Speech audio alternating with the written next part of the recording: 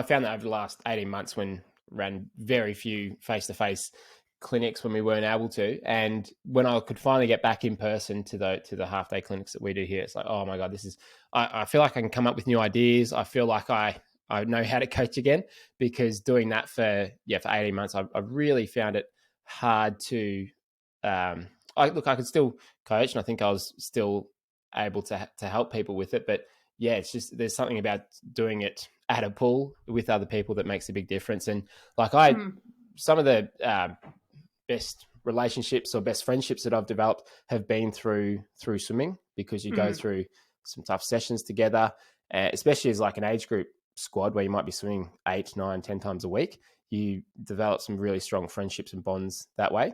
And then I think of the camps that we've run in the past, where we've had up to 20, 22 adults at a time in a week-long camp over in Thailand and Hawaii, and also up in Queensland here, where mm, it's like, yeah, it's such a great experience. And and I'm friends with people who came to our first camp about 6 or 7 years ago in mm. Thailand, and continue to, be in contact with them today. And it's it's a important part of coaching. And like the technical side, like knowing your craft, very important. But I Mm. think the relationship side is probably more important, because if they don't trust you, if they don't like you, then they're probably not going to listen. And then secondly, it's, well, how do you convey those things that you know, and how do you get someone to actually take action on them and implement them? So Mm. the technical side of things is one small component. Yeah.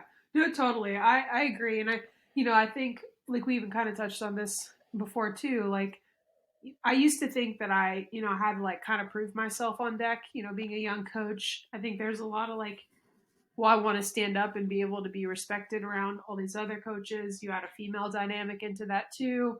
And then, also swimming at an elite level, it's like, well, you kind of have this, I don't know if it's like a not a facade, that's not the right word, but you have this thought that you really know everything and you know how to do everything. And so like combine all those things together. When I was first coaching, it's like I was totally all about like trying to get the knowledge out of my head and put the numbers, name drop, like whatever it was. And it's like some people don't care about any of that. I mean, some people do, but like the girl that I coached today who came into town um to do like one-on-one lesson with me, you know she's like, who's that Olympian from like 1996? Like she doesn't care, she just wants to know like whatever that I'm talking about, like how does that actually apply to her.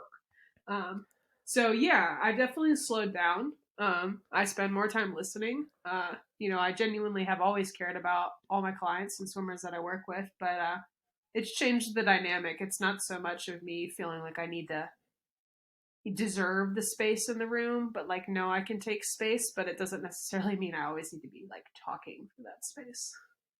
That's so funny. I have, in the past, I've done clinics, and I've had junior swimmers there, might be 11, 12, 13, and I'll reference, say, Ian Thorpe. I might reference Michael Phelps if I'm talking about a certain aspect of their stroke. And I'll say some of these names, and to me, it's like, of course I know who they are. But these Mm, kids have got no idea. Some of them, like, no idea who Michael Phelps is. And he's still fairly recent, but not recent enough for these kids to know who he is. And it's like, all right, well, there you go. Like, yeah. they couldn't care less who I competed with or anything like that. So it Mm, really is like, it's can you help them? And if you can, then that's the main thing they probably care about, is can you make them better?